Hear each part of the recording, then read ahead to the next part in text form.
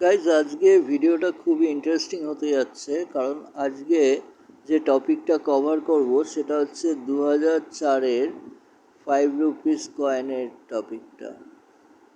তো 2004 এখানে কপার নিকেলের শেষ 5 রুপিস যেখানে প্রোডাকশন হয়, এরপর আর কপার নিকেলের 5 রুপিস প্রোডাকশন বন্ধ হয়ে যায়। তো 2004-এ এই কারণে একটা মিন্টের প্রোডাকশান খুবই কম হয়েছিল, সেটা হচ্ছে হায়দ্রাবাদ মিন্ট। এই কয়েন যেটা দেখছো এটা হচ্ছে গিয়ে তোমার মুম্বাই মিন্টের কয়েন। গাইজ দেখতেই পাচ্ছ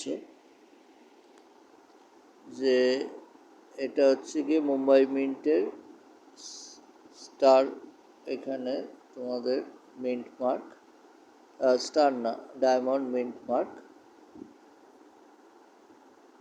তো এই ডায়মন্ড মিন্ট মার্কের মুম্বাই মিন্টের কয়েন, এটা অনেক পরিমাণে এটার প্রোডাকশন হয়েছিল, সেই জন্য এটা খুব একটা মানে খুব, এটা একটা কমন কয়েন। এটা ইউএনসি কন্ডিশনে ম্যাক্সিমাম 5 থেকে 20 টাকা এটার ভ্যালু হতে পারে, এটা জেনারেলি পাওয়া যায়। তো এরপরে যেটার প্রোডাকশন কম হয়েছিল সেটা হচ্ছে গিয়ে কলকাতা মিন্ট। ওই কয়েনটা স্কেয়ার কয়েন, ওটা যদি ইউএনসি কন্ডিশনে থাকে ওটা আমার 150 থেকে 200 টাকা মতো পেতে পারো।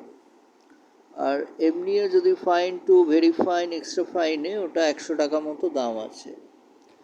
আর 2004-এর যেটা সবচেয়ে রেয়ার 5 রুপিস মিন্টের দিক দিয়ে, সেটা হচ্ছে হায়দ্রাবাদ মিন্ট। তোমরা যদি হায়দ্রাবাদ মিন্টের কয়েন যদি পেয়ে থাকো তো ওটা যত্ন করে রেখে দিও, কারণ ওটার ভ্যালু আছে। ফাইন কন্ডিশনেই ওটা 300 থেকে 350, এক্সট্রা ফাইন হলে ওটা 400, ভেরি ফাইন হলে ওটা 500, আর যদি ইউএনসি কন্ডিশনে তোমার থাকে ওটা 1000 অবধি দাম চলে যাবে।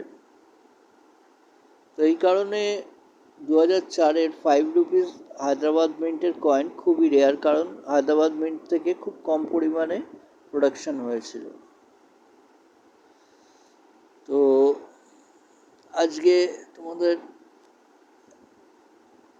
এই 5 রুপিসের কয়েন ডিটেলসটা আলোচনা করলাম। তো তোমাদের যদি ভিডিওটা ভালো লেগে থাকে তাহলে শেয়ার, লাইক, সাবস্ক্রাইব করে আমাকে এমন ভিডিও ভবিষ্যতে এমন আরও ভিডিও বানাতে মোটিভেট করো। By guys.